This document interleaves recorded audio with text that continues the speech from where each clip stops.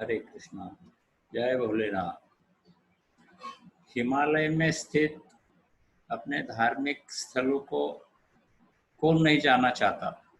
सबको ही आकर्षण होता है अपने हिमालय में स्थित धार्मिक स्थलों को भेंट देने का। एक आकर्षण अलग ही है। वहाँ का निसर्ग सौंदर्य, हिमालय की वो सुंदर सुंदर झांकियाँ। मुझे भी इसी प्रकार हिमालय के तीर्थ क्षेत्रों को जाने के लिए सदैव मैं उत्सुक रहता था। जब कभी कोई विषय निकलता और कोई अगर साथीदार मिल गया तो मैं त्वरित ही तैयार हो जाता था हिमालय जाने के लिए। हिमालय के 2013 के अंदर जो त्रासदी हुई, वहाँ जो विध्वंस हुआ, तो उस समय हिमालय में केदारनाथ जी के दर्शन को जाने का ये मेरा चौथी बार संयोग था। इस बार भी मैं अपनी पत्नी के साथ तथा अपनी बहन, अपना भांजा, बहू और उसके बेटे के साथ हम गए थे। हम जालना से निकले। उस समय हम 11 जून को यहाँ से रिजर्वेशन कर कर निकले थे। हम 12 जून को हरिद्वार पहुँचे। 13 जून को हम हरिद्वार के दर्शन करके 14 जून के हम केदारनाथ के लिए रवाना हुए। गौरीकुंड पहुँचने के बाद हमने वहाँ से अपने वजन करवाकर पालकियों में बैठकर 4 किलोमीटर अंतर काटे होंगे, उस समय बहुत जोरदार बारिश शुरू हुई। उस बारिश में भीगते हुए हम, लेकिन वहाँ जो है तो प्लास्टिक का कपड़ा मिलता है पहनने के लिए, वो पहनकर ही निकले थे। तो हम वहाँ पहुँचते पहुँचते रात के 8:30 बज गए। उसमें भी हम लोग आगे पीछे हो गए ज़्यादा बारिश की वजह से। और ये जो पालकी उठाने वाले हैं वो रामबाड़ा में रुकते ही रुकते हैं एक आधे घंटे के लिए। थकान भी जाती है, कुछ खा पी लेते हैं। तो रात में हम 8:30 बजे आगे पीछे वहाँ पहुँचे तो उस समय अंधेरा हो गया था, वहाँ लाइट चली गई थी। और कहीं भी किसी भी धर्मशाला में, किसी भी भवन में, किसी भी होटल में जगह बिल्कुल खाली नहीं थी। उनके कहने के मुताबिक उस दिन रात में करीबन 1,50,000 से ज़्यादा यात्री वहाँ ठहरे हुए थे। हमको जगह ही नहीं मिल रही थी। रोड पर पानी अपने घुटनों से ऊपर तक बह रहा था। अब ऐसे समय करे तो क्या करें। महाराष्ट्र सदन में हमने बहुत कोशिश की, किंतु वहाँ हमको जगह नहीं मिलने से हम उतने गिरती हुई बारिश में हम बाहर निकले। उसके बाद एक व्यक्ति अंधेरे में हमें परमात्मा की तरह उसने पूछा, आप कितने बंदे हो। हमने कहा कि भाई हम 6 बंदे हैं। तो बोले ठीक है, मेरे पास 6 बेड है खाली, आपको सोना है तो वहाँ रुक जाओ, नहीं तो आपको केदारनाथ में कहीं भी जगह नहीं मिलेगी। हमने मान्य कर लिया, पैसे दिए। रात भर उसी तरह अंधेरे में सोए रहे। एक मोमबत्ती दिया था उसने लगाकर, तो वो घंटा 2 घंटे बाद बुझ गए, पूरी तरह भीग गए थे। तो हमने वैसे अपने हाथों में जो छोटी छोटी लकड़ियाँ थी चलने के समय सहारे के लिए ली हुई, उस पर कपड़े लटका कर रात में विश्राम किया। और सवेरे प्रातः 4 बजे उठकर और हमने केदारनाथ जी के दर्शन के लिए रवाना हो गए। वहाँ पंडित जी मिल गए और वहाँ बारिश की वजह से बिल्कुल गर्दी नहीं थी, तो मंदिर में हम तुरंत ही प्रवेश कर लिए और वहाँ अभिषेक वगैरह करके त्वरित हमने वहाँ से केदारनाथ छोड़ने का निर्णय लिया। निकलते निकलते रास्ते में हमको एक होटल दिखी जहाँ कुछ नाश्ता बन रहा था, तो हमने वहाँ नाश्ता कर लिया, पेट भर नाश्ता किया और निकल गए गौरीकुंड के लिए।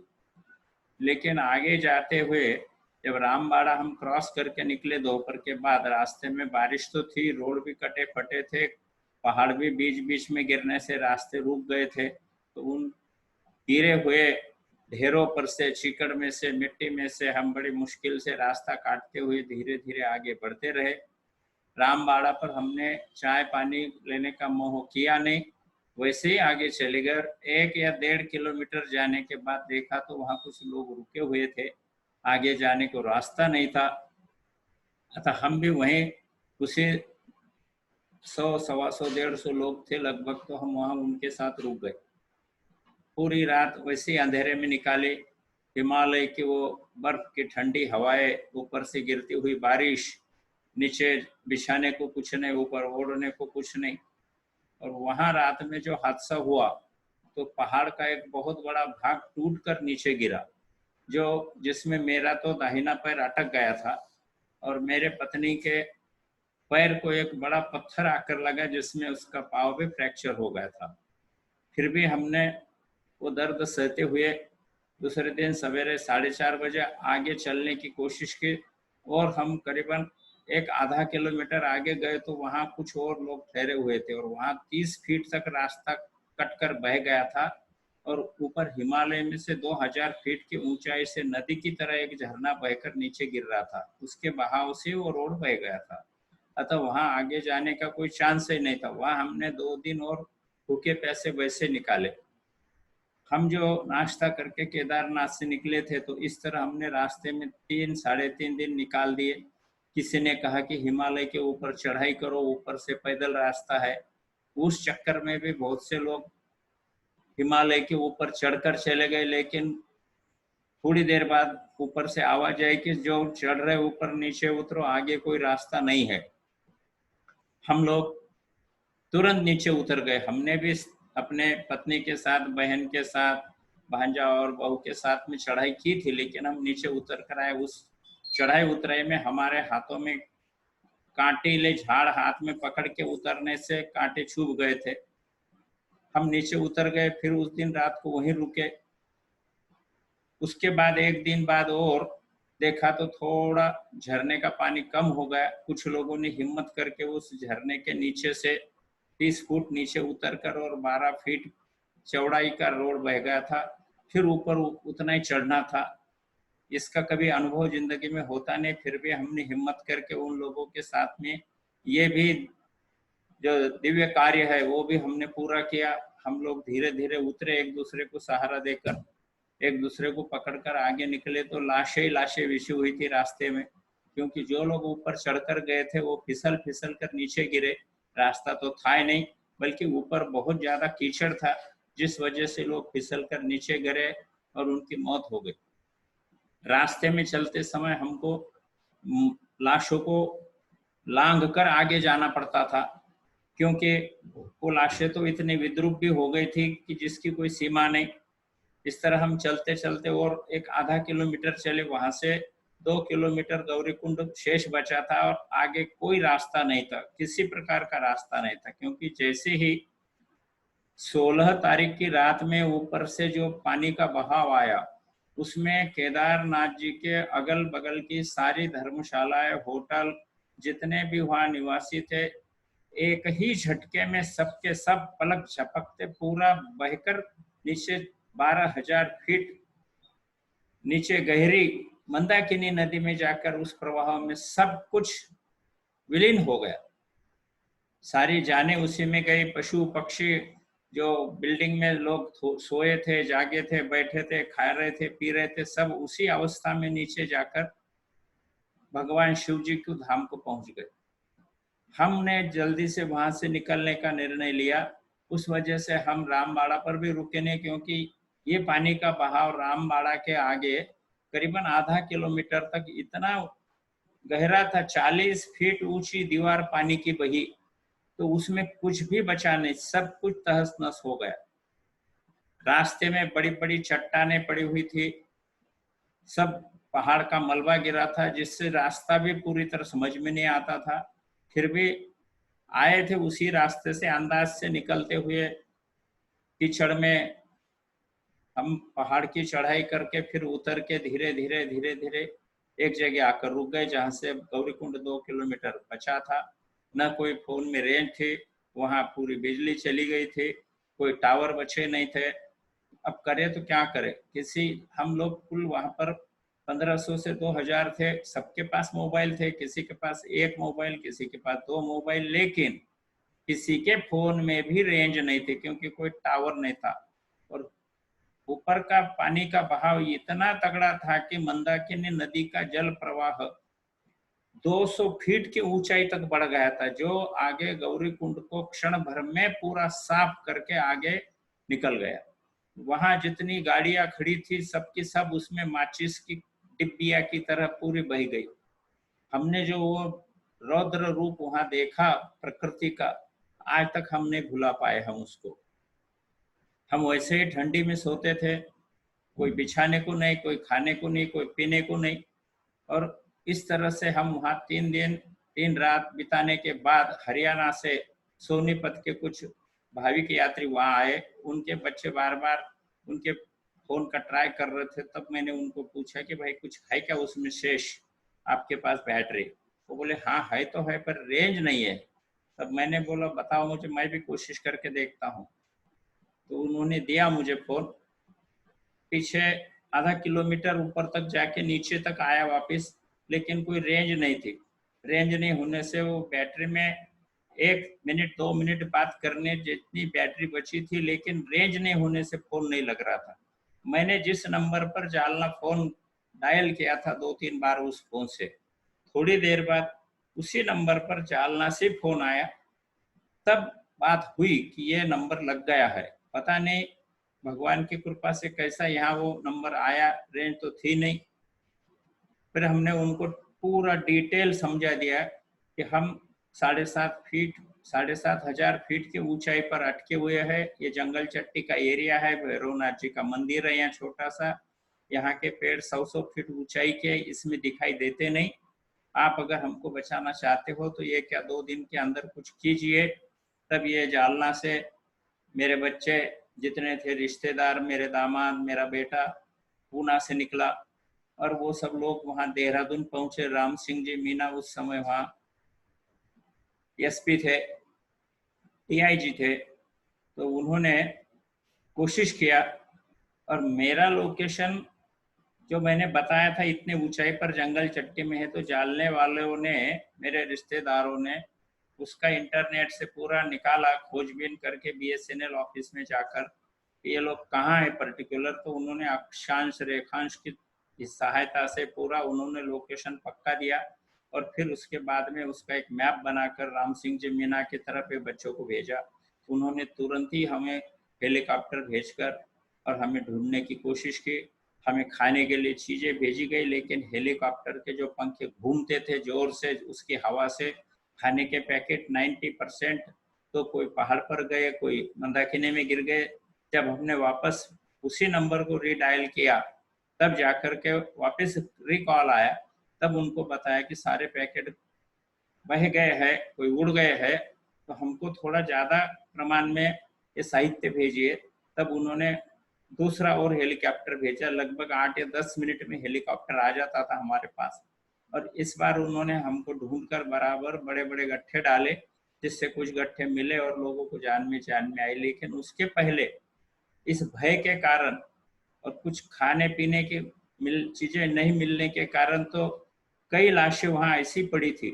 दोपहर के समय फिर उन्होंने और मदद भेजी, ओढ़ने के लिए भी कुछ ब्लैंकेट डाले, थोड़े ऊपर गिरे, कुछ मंदाकिनी में गिरे। और उसके बाद में फिर ये मरी हुई लाशें हमने 19 जून को उठाकर एकादशी के दिन उन्हीं के कपड़ों में लपेट कर मंदाकिनी में बहा दी। वहाँ जो जवान बच्चे थे उनकी मदद से ये काम किया हमने। उनके रिश्तेदारों से लाशें लेते समय हमको बहुत दिक्कत हुई, लेकिन उनको समझा कर कि आप लोग यहाँ से चले जाएंगे तो इन लाशों को जंगली प्राणी खा जाएंगे, पशु खा जाएंगे, पक्षी खा जाएंगे, इसलिए आप क्या करो, इनको दे दो, हम इनका मंदाकिनी में प्रवाहित कर देते हैं। ऐसे भी जलाने के बाद तो अपन हड्डियाँ लाती है गंगा जी में बहाने को, तो ये सदैह ही इनको हम उसी में बहा देते हैं। तो उन्होंने मान गए, तो सब लाशें हमने नीचे बहा दी। फिर दूसरे दिन नई लाशें तैयार होती थी। पर राम सिंह जी मीना साहब जो आईजी थे, उन्होंने हमारे लिए हेलीपैड बनाने के से मिलिट्री वालों को हमारी सारी सूचना दे के और वो व्यवस्था के हेलीपैड बनने के बाद हम वहाँ गए। तो पहला हेलीकॉप्टर लेके उड़ा कुछ भाविकों को 5-6, दूसरा और उड़ान भरने वाला था, तो उसका पिछला भाग एक पेड़ में टकरा गया, जिससे वो क्रश हो गया और वो जगह पर ही गिर गया। फिर वो हेलीपैड की जगह हमारे काम की नहीं रही। उसके बाद उन्होंने एक दिन बाद और दूसरी जगह ढूंढी बड़ी मुश्किल से, और फिर एक नया हेलीपैड बनाया। और वहाँ फिर हमको जो बूढ़े थे, बच्चे थे, इनको पहले निकालने की कोशिश की। हम जब आए वापस वहाँ से उड़कर हेलीकॉप्टर से बाहर गौरीकुंड, तो वहाँ कुछ भी नहीं था। जाते समय पूरा गांव बसा हुआ था, गौरी जी का मंदिर था, गर्म कुंड था, जहाँ से नहा के हम गए थे। इस बार देखा तो कुछ भी नहीं था। 5-6 दिन के भीतर जो था वो नहीं के बराबर हो गया, केवल एक मैदान का रूप आ गया। और कंकर पत्थर और चट्टानें बिछी हुई थी। वहां से फिर हमको गौरी कुंड से फिर उत्तरकाशी लाकर छोड़ा गया। उत्तरकाशी लाकर हम आरएसएस के कैंप में रुके। वह हमको इतने दिनों बाद खाने को मिला। हमारे कपड़े भी सिर्फ शरीर पर थे उतने ही थे, बाकी हमारे पास की दवा गोलियां सब कुछ चले गया। डायबिटीज का मैं बीमार आदमी, बाईपास हुआ, बीपी की तकलीफ, मिसेस को भी बीपी की तकलीफ, बहन की उम्र 80-85 वर्ष की, भांजा बहू और उसका एक बेटा 10 साल का। लेकिन हम लोग सही सलामत भगवान शिव जी की कृपा से जान बचाकर हमको उन्होंने फिर से अपने घर आने के लिए भेजा। वहाँ से हम सरकार के द्वारा जो जीपे वहाँ लगाई गई थी फ्री में हमको छोड़ने के लिए, उन्होंने हमको ऋषिकेश ला के छोड़ा, जहाँ हमारे परिवार के मेरा बेटा, मेरा दामाद, मेरा भांजा और मेरे साड़ू का लड़का, ये सब लोग वहाँ आए थे और उन लोगों से हमारी मुलाकात हुई। वहाँ से फिर आगे हमारी जो है तो व्यवस्था हुई, हमको हॉस्पिटल में भी दिखाया, गोलियां वगैरह भी हमको वहाँ से मिल गई और उसके बाद हम सही सलामत हमारे घर पहुँचे। लेकिन ये जो हादसा है तो ये हम अभी तक पुराणों में, कथाओं में सुनते आए हैं कि प्रलय कैसा होता है, प्रलय होता है, तो ये हमने आंखों से देखा। और इतना एक खराब रूप और देखने को मिला मनुष्य का कि वहाँ जो लाशें बिछी थी उनके ऊपर जो सोने के गहने थे, हाथों में चूड़ियाँ थी, उंगलियों में अंगूठियाँ थी, तो वहाँ के जो लोग थे रहने वाले, उन्होंने अपने शस्त्रों द्वारा उनके शरीर अंग भंग करके वो वस्तुएं ले जाते हुए हमने देखी है। ये एक बहुत दुखद हादसा था और परमात्मा की कृपा बिना तो वापस लौटना मुश्किल नहीं था, क्योंकि हमको ऐसा बार बार लगता था कि 1 या 2 दिन में अगर मदद नहीं मिले तो हम भी शायद इसी हिमालय की गोद में हमेशा के लिए सो जाएंगे। जय भोलेनाथ।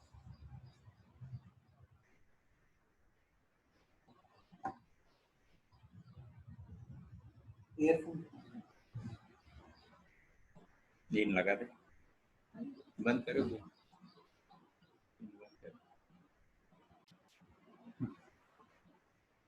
जय भोलेनाथ।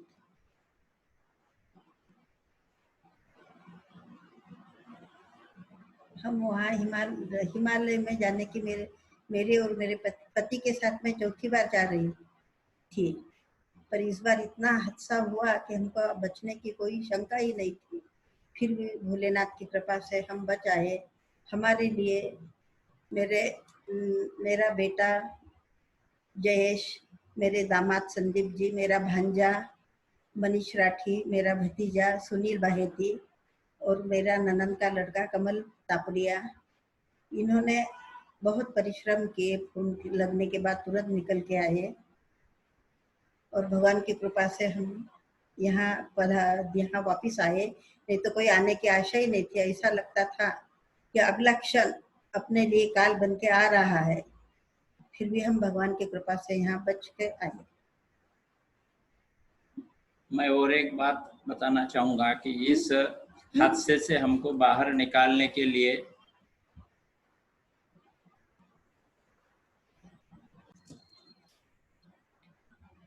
इस हादसे से हमको बचाने के लिए जिन जिन लोगों ने परिश्रम लिया, सहकार्य किया, अपनी पूरी बुद्धि का और अपने होशियारी का जो उन्होंने परिचय दिया, उसमें मुख्य रूप से मेरे जालना वाले श्री सत्यनारायण जी राठी, मेरे साढ़ू की बच्ची संगीता लोहिया, मेरा बेटा जयेश भांगड़िया, मेरे दामाद संदीप जी लाहौटी, मेरे साढ़ू का बेटा मनीष जी राठी और मेरा साले का लड़का सुनील जी बाहेती और मेरा सगा भांजा कमल तापड़िया, इन लोगों ने बहुत परिश्रम किया। विशेष करके सत्यनारायण जी राठी और संगीता लोहिया, इन्होंने तो मैं जहाँ था वहाँ का लोकेशन का मैप बनाकर और इन बच्चों के पास मोबाइल द्वारा भेज दिया, जिस वजह से हमको ढूंढने में बहुत आसानी हुई। अगर ये लोग ये परिश्रम नहीं करते और इतनी चतुराई और बुद्धिमानी नहीं करते तो हमारा बचकर आना असंभव ही था। इन लोगों के हम सदा ऋणी रहेंगे। जय भोले।